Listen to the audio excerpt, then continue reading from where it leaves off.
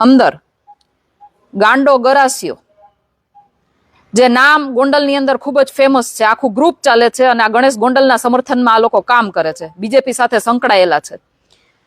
ગાંડો ગરાસિયો, નીચે એને લખ્યું છે એના બાયોમાં, સારી ઉંમર નિકલ ગઈ इसी खेल में, 2 दिन बाहर 4 दिन जेल में. આ વિડીયોમાં જિગ્નિશા પટેલ એક હુમલાના સંદર્ભમાં ન્યાયની માંગ કરી રહ્યા છે. તેમના જણાવ્યા અનુસાર ગુજરાતમાં એક હિંસક હુમલો થયો છે, જેમાં ગણેશ ગોંડલ, જેમનું કનેક્શન ભાજપ સાથે હોવાનું તેઓ કહે છે, અને ગાંડો ગરાસિયો નામના વ્યક્તિઓ સંડોવાયેલા છે. જિગ્નિશા પટેલ તે વ્યક્તિની ઇન્સ્ટાગ્રામ પ્રોફાઇલ બતાવીને કહે છે કે તેમાં 2 દિવસ બહાર અને 4 દિવસ જેલમાં જેવી વાતો લખેલી છે, જે આવા તત્વોની ગુનાહિત માનસિકતા દર્શાવે છે.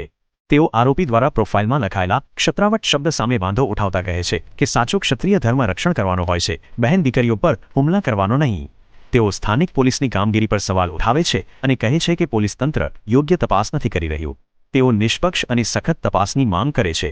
ગુજરાતના ગૃહ રાજ્યમંત્રી હર્ષ સંઘવીને સંબોધીને કહે છે કે જો 48 કલાકમાં ગુનેગારો સામે કડક પગલાં, જેમ કે વરઘોડો કાઢવો કે કાયદાનો ડર બેસાડવો લેવામાં નહીં આવે, તો તેઓ મીડિયા સમક્ષ આવીને વિરોધ પ્રદર્શન કરશે.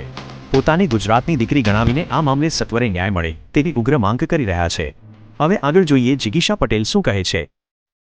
ત્યાં સુધી બરાબર છે, તમારા જે ધંધા હોય તમે કરો, અમને એનાથી ફરક નથી પડતો, આ પોલીસ તંત્રને ફરક નથી પડતો, કરવા દે છે કરો. પરંતુ એના પછી એને લખ્યું છે ક્ષત્રાવટ. અરે ભાઈ, ક્ષત્રિય કોને કહેવાય ખબર પડે? ક્ષત્રિય ધર્મ એવો હોય કે જે બધાની રક્ષા કરે. આ છાના મના કોઈક બેનું દીકરીઓને મોર કરી અને કોઈ બીજી બેનું દીકરી ઉપર હમલા કરાવવાના પ્રયત્નો ન કરે, એવા નીચ કામ ન કરે. ક્ષત્રાવટ કોને કહેવાય? એટલે આ તમારા બાયોમાંથી કાઢી નાખજો. મારે એટલું જ કહેવાનું છે, આખા ગુજરાતને ખબર છે કે આ હુમલો કોના દ્વારા કરાવવામાં આવ્યો છે. બસ પોલીસ તંત્ર એનું કામગીરી વ્યવસ્થિત રીતે અને નિષ્પક્ષ રીતે કરે.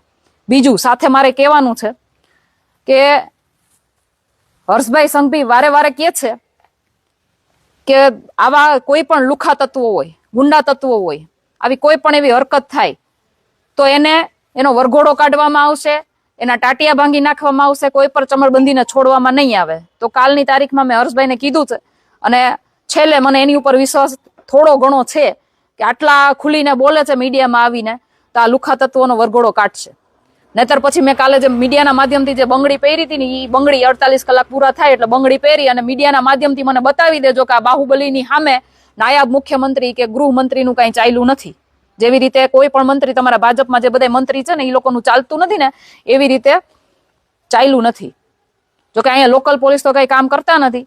એસપી સાહેબને રજૂઆત કરીએ છીએ, પણ એસપી સાહેબ તો ખાલી હા થઈ જશે, હા અમે જોઈ લેશું, હા અમે તપાસ કરી લેશું, પણ એની તપાસમાં કઈ ખુલતું નથી.